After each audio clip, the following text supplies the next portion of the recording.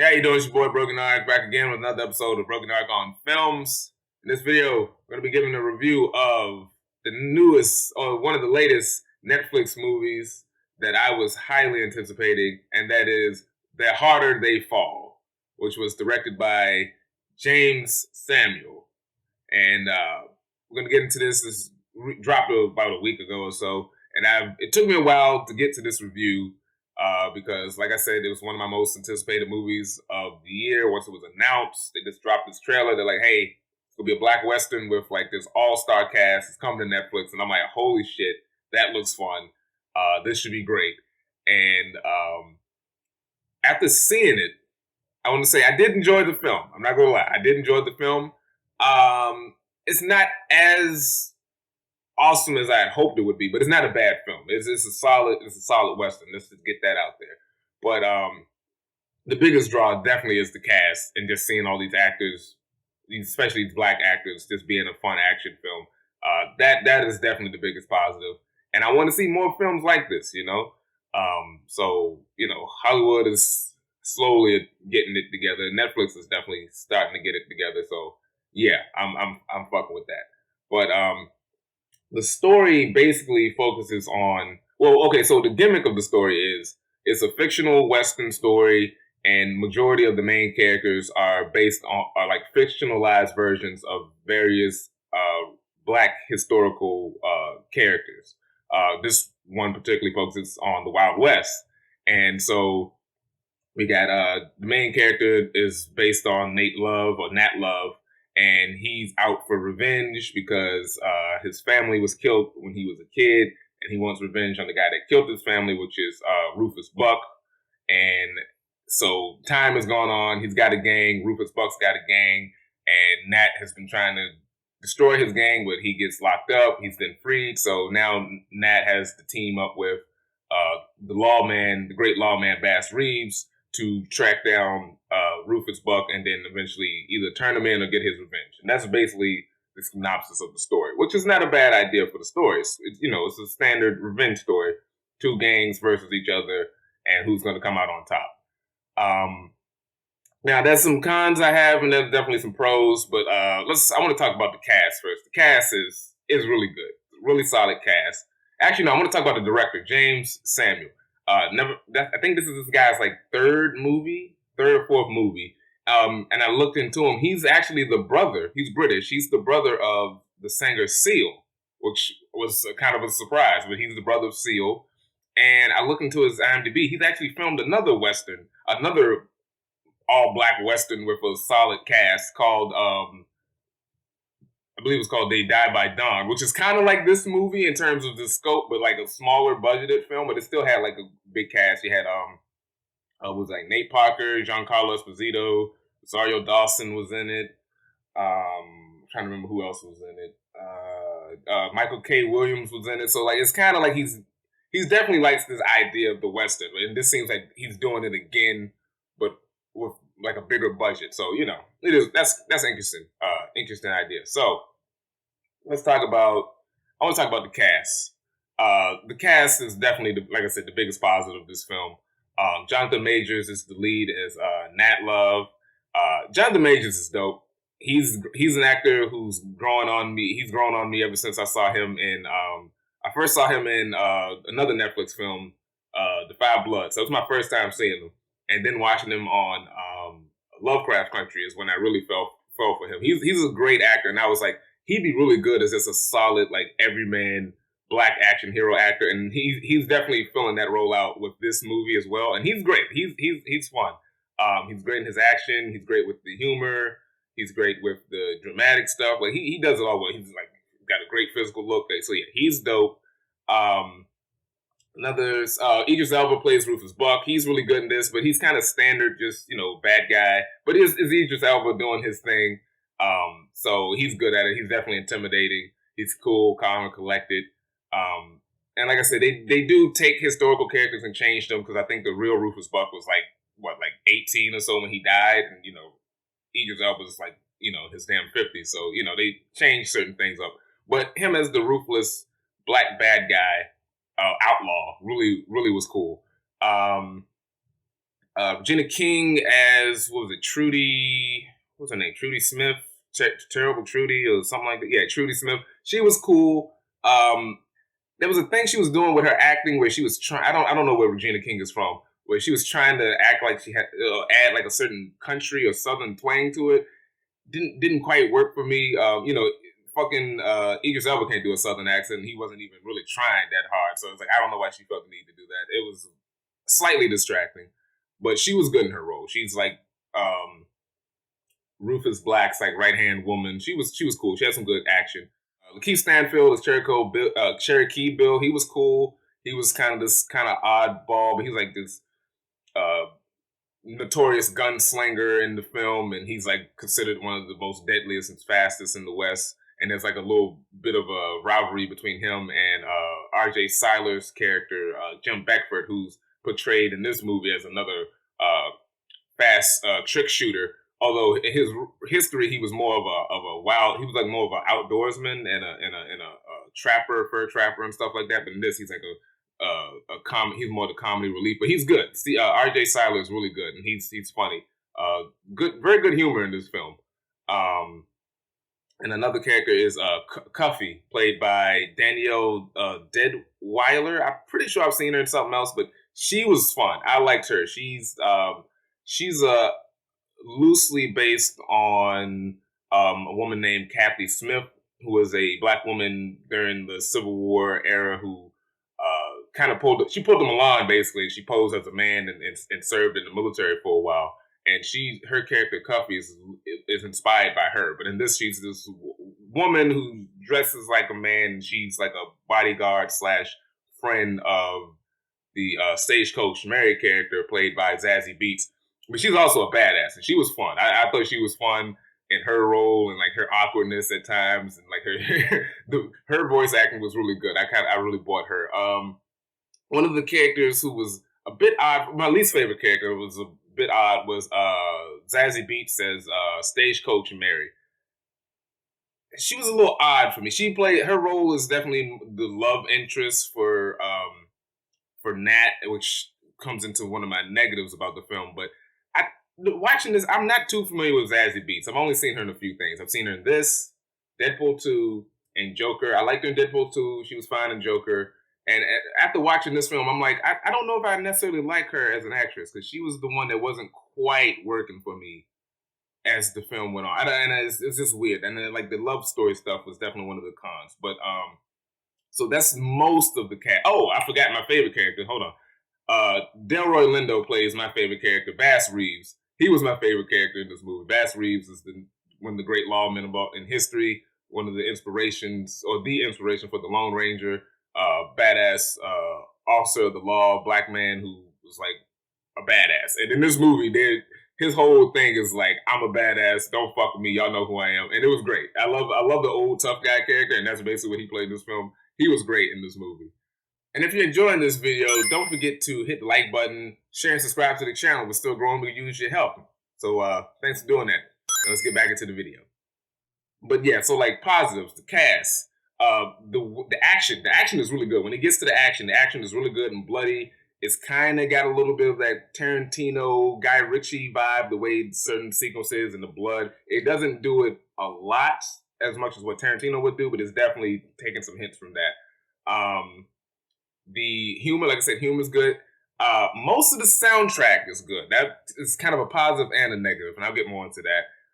The story concept is really cool. And surprising no use of the N-word, which when I thought about it, I was like, oh yeah, they didn't really say the N-word in it. It's like, if this was a different movie, you probably would have heard that a lot more. And that was, I like that. That's positive. I can support that.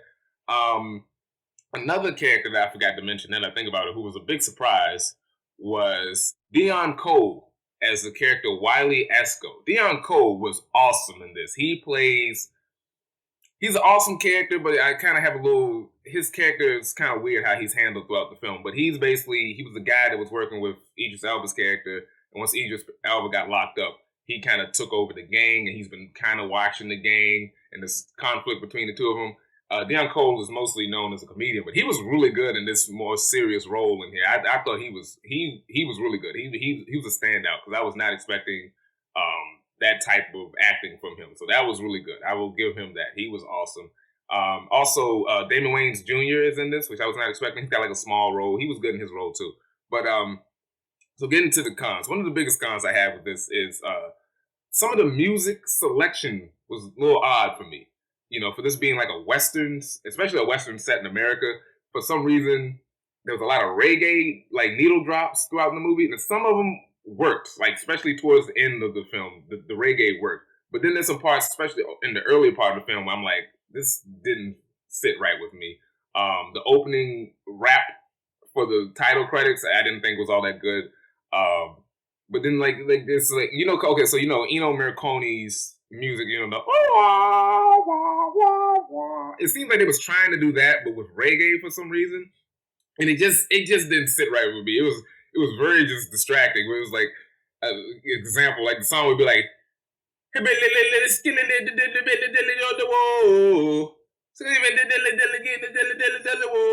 was like, okay, like the more they did that, I was like, all right, can we stop with this, please? Thankfully, it did stop, but yeah, it was just weird how they did that. Certain parts of the film definitely felt more like a music video as opposed to like an action adventure. There's a couple of times where people are singing and doing performances. Like there's one in like the Stagecoach Mary place, which is kind of like okay. But then there's like a moment where there's like this naked blue lady at like I guess it's supposed to be like a brothel or whatever. That was just sort of random. It's not that long, but it was just kind of like, what are we doing here? Another problem is the pacing. The pacing is a little slow. Now I've watched a number of westerns, and pacing is always a problem in old school westerns, and I get it, but it's a modern movie. You can kind of add a little more modern sensibilities. You don't have to be quite as drawn out as this film is. There's nothing wrong with that. I mean, like even Django has, I wouldn't say necessarily pacing issues, but it's long. But then you could be like, but it still was quick enough, like with modern sensibilities. Or you can be like The Hateful Eight and just do a big ass like 3 hour, 4 hour movie and really be drawn out. I prefer if you get the pacing a little better, but that's just a suggestion. Now the love story between Nat and Mary, I thought took up way too much time from the actual interesting stuff and the fun characters. The love story between those two just didn't work for me. They used to ride together as a gang, and then he broke away from them, and she felt bad about it. And there's a lot of scenes of them back and forth, and I'd rather watch the other characters be more interesting. That was just me. So the whole revenge plot, I think, kind of overshines something that was kind of built up as could have been like another big threat, but it's just completely dropped. Like the movie just completely drops that, and I'm more like, why didn't you guys kind of focus more on that? And maybe they wanted to avoid feeling like another movie, which this movie definitely reminds me of, which is the movie Posse, which came back in 1993. And in terms of the comparison of like other black-led westerns, I definitely would have to say I definitely like Posse more. One of the reasons it took me a while to make this video, I wanted to go back and watch Posse because some people brought up like Posse was better, and I'm like, I hadn't seen that movie in years, and rewatching Posse, I definitely like Posse more. That movie is fucking awesome. And this movie is not bad. I'm not saying the Harder They Fall is bad or anything, but it's just in comparison, I like Posse a little bit more. The story and even some of the characters I like more. And overall, I guess, vibe of it, I thought was a little bit better. But anyway, because this movie is more focused on just black characters. It's every protagonist, antagonist is black. Like, yes, slavery is a thing, racism is a thing, but it doesn't really get into that. Well, some people might like it. I felt it was a little odd that they didn't talk about it as much, but then again, I guess some people, prefer, hey, we don't have to worry about that type of stuff. But there's a thing that is brought up that's like a threat, and then they just don't talk about it, which I thought was kind of weird. But that's one of my problems with it. But like I said, overall, the film is solid. Like if you're looking for a good action film and like Western vibe, like that last 35 minutes action sequence is fire. That whole shootout is great. That shit is great. Just watch it for that. That shit was awesome. Cannot stress that enough. The way it looks, the costumes, the sets, like solid. Like they did a really good job with this, I will say. But I have a few, minor nitpicks or whatever. But so if I were to give The Harder They Fall a grade, my grade would be a B or a 7.5 out of 10. I really enjoyed this. I didn't love it as much as I thought I would, but still, solid film. Definitely check it out. Worth your time watching on Netflix. And like I said, I want to see more films like this. They do hint, kind of like, well, they do hint that they might do a sequel or whatever. I personally think they should not do necessarily a sequel in the West, but take the Harder They Fall concept of the fictionalized version of black characters in a certain time period, and maybe do it as an anthology where, okay, so we were in the West, like the early 1900s or the late 1800s. It was in that time period. Either do one maybe set in the Civil War, and you kind of got like a fiction, you got like Harriet Tubman and some of the other black soldiers, and like Frederick Douglass and some Buffalo Soldiers, and they're kind of going on this crazy mission during the Civil War. Or you can set it further in the past with some various kings and warlords and leaders of black history. Or you can set it like maybe World War II and have like the Tuskegee Airmen with the fighting hellfish and fucking Joe Louis doing the mission. Like you can do all types of shit. I think that would be more interesting as like an anthology as opposed to just another sequel to this Western. But if they do a sequel to this Western, sure, why not? I wouldn't be completely against it. But I think the concept is much better as an anthology. But those are my thoughts on The Harder They Fall. Let me know what you thought about it in the comments. I'm going to get into a couple of spoilers. So if you want to stick around for spoilers, do that. But yeah, right now, that's the end of the review, and I'm going to get into spoilers right now.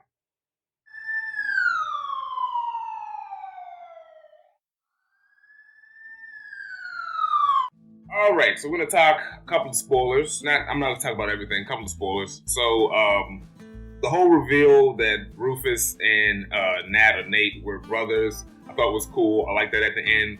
And when that scene first opened up and you got Michael Beach and the family and all that gangs popping, I already know it's Idris Elba and he kills them. I was thinking that Idris was actually Nate's father and he was killing the grandfather because the grandfather turned them in or some shit like that. That's what I thought it was going on, as opposed to him getting revenge on his dad being abusive to him and his mom, which was also a good reveal. I like both. I like that. That was interesting. And the whole petting the scar on his head so he can know who he is. I like that stuff. Okay, let's see some other things I like. Okay, yeah, Bass Reeves, badass. All his scenes were great. I love the whole time he's just like, y'all guys are some fucking idiots. He's like, y'all was like, what are y'all doing? Like, that's a bad plan. Y'all do not plan things well. You're all gonna die. And he was not entirely wrong, So he was definitely on top of his shit. Cuffy. Okay, so when they do the whole thing where they rob. Okay, yeah. So the Nat Love gang robs other gangs, mainly black gangs, and they don't actually rob banks. They rob other gangs, and they end up robbing this one gang. The Crimson Hood gang or whatever, and they were stealing money for Rufus Black because Rufus Black was about to he basically got pardoned. And that was an interesting concept where the black gang breaks on, they hold up the train, they break into the train, and they take out the soldiers to get Rufus. But the whole idea that they had a pardon from the government because the government used them as a proxy to get rid of that particular regiment, because that regiment was outlawed. They had destroyed this whole town in order to get some gold or some silver or something like that. So the military wanted them out of the way, so they sanctioned this black gang to kill them. I thought that was a cool idea. That was a cool concept. I thought they could have went further with that, but that was an interesting idea that that's how that went down. So Rufus is he wanted the money so we'd have some extra money so he can then save this town called Redwood, this black town. And I thought they were going to try to go in a direction where they were going to make Rufus Black, Idris Elba's character, a little more sympathetic, but which could have worked or couldn't have worked. But I like that they still kept him as the ruthless bad guy. So his intentions are noble, but he's also still an asshole. So he goes back to the town, and that's when Deon Cole's character has been the guy who's been running the town. And this is the thing I was talking about in my non-spoiler review, where there's a plot line that's brought up, and then it's just completely turned, and they kind of want you to like certain characters, where it's but no, you going for fuck shit. So Rufus comes back in town. He wants his town back.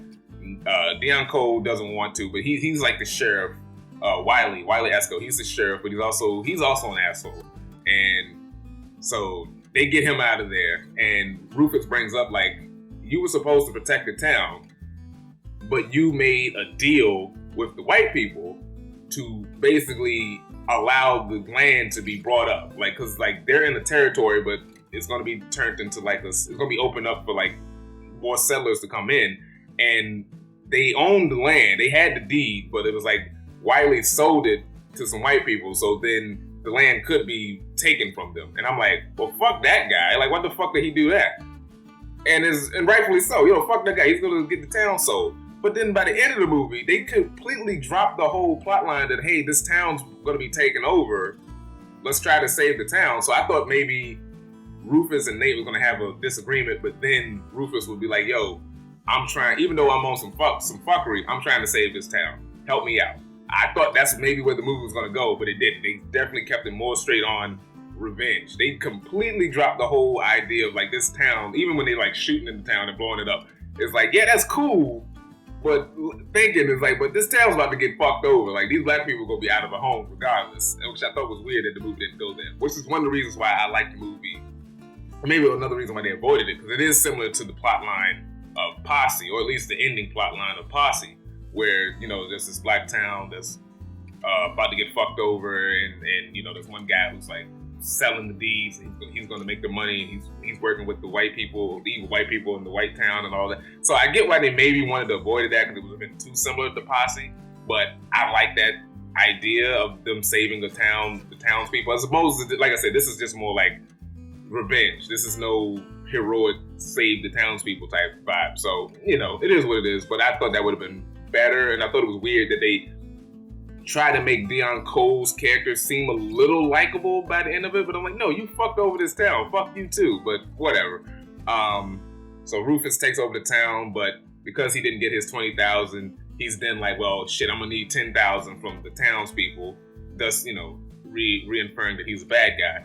And so Nat teams up with Bass Reeves in order to get revenge. She tries to keep the gang out of it, but the gang, they know, so they come along. I love the stuff with Cuffy, especially when when they robbed the bank, which I wish we could have gotten another. I thought there was gonna be more bank robberies as opposed to the one, but I guess they just needed the one to hit the right bank.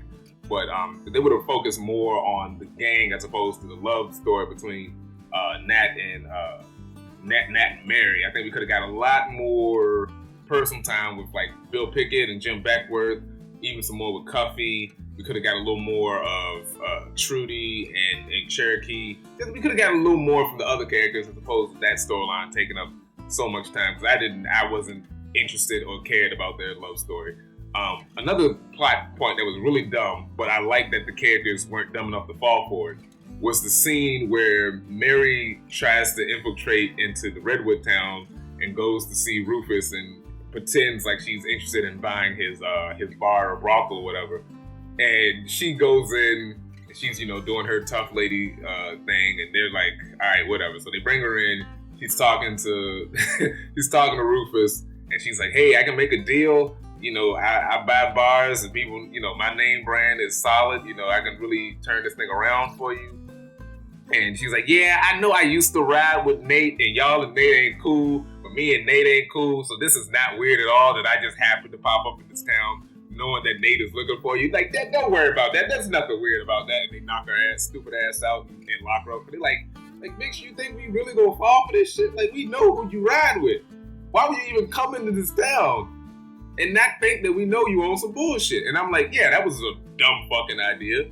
I don't even know why they agreed to do that idea. That was just dumb in general. Like, come on, really? But I did like that the bad guys were not dumb enough to fall for that. So she's locked up, and then that leads to Rufus being like, hey, I want the money you took from me plus interest. So he forces Nat to do the one thing that he doesn't like doing, which is actually robbing banks. So him and Cuffy do the bank robbery, which was a fun moment. And then they come back. They team up with Wiley. Wiley has, he found the stash of guns that he had. It was either something from the war, like the Civil War, that he had stockpiled, or it was some old shit that Rufus had stockpiled that he kept. So they got extra guns. And then we get into this sequence when they go into the town, have this big ass shootout. That shit, all of that was great. I loved all of that. The moment where Cherokee Bill was about to shoot Nat in the back, but he had Jim watching them, and then they were about to have their shootout. That was a good moment where Jim was fucking around and he was like counting down to do the shootout, and then Cherokee Bill just shoots him. And everybody's just like, yo, what the fuck? Like, yeah, that was great. Like, when you realize, like, no, Cherokee Bill is a fucking scumbag. In this movie and in real life. If you look up his history. But yeah, that was great. And the whole shootout and everybody, he does it again. Cherokee Bill does it again where he shoots Bill Pickett in the back. And then, of course, he has his shootout with Cuffy, and Cuffy gets the best of him. Because Cuffy was talking about earlier, like, how, like, she's faster than Jim. Like, Jim was bragging about how fast he is. He's like, shit, I've seen faster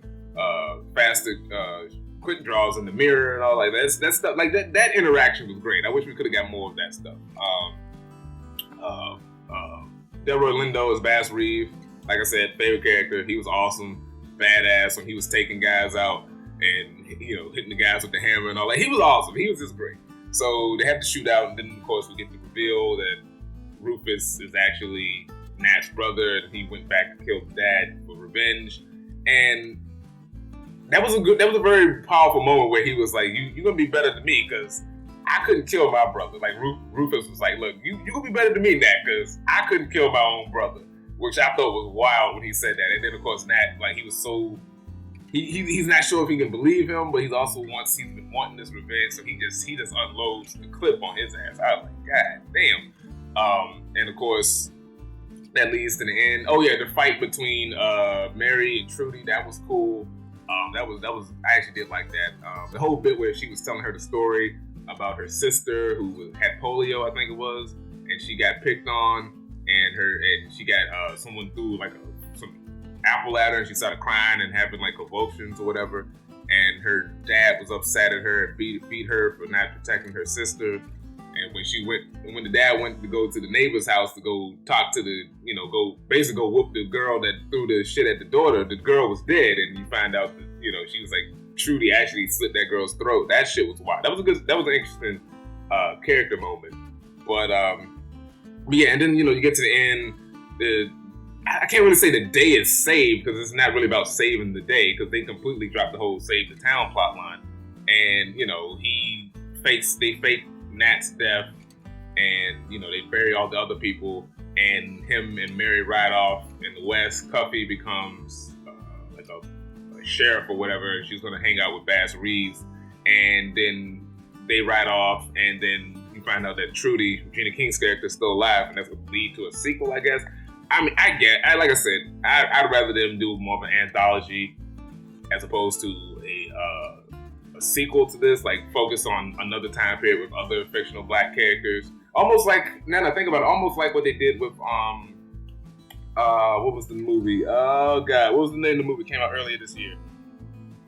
What was the name of the movie? I can't remember. Oh, One Night in Miami. Kind of like a One Night in Miami, but it's an action movie where you take these historical black characters at a certain time period, bring them together, but then do something action-based, like I'd rather them do that as opposed to just another Western. But that's just me.